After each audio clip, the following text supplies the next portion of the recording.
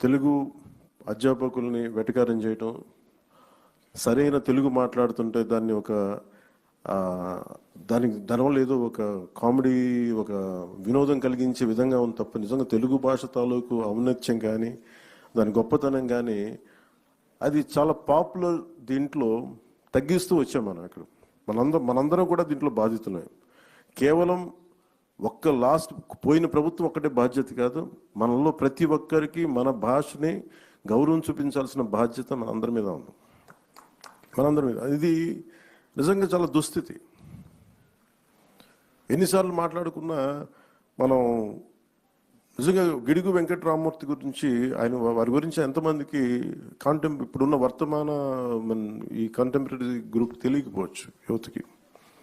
ఆయన గురించి చదివినప్పుడల్లా ఎంత కదిలిపోతుంటే యాక్చువల్ అసలు చెప్పాలంటే గిడుగు రామమూర్తి గారు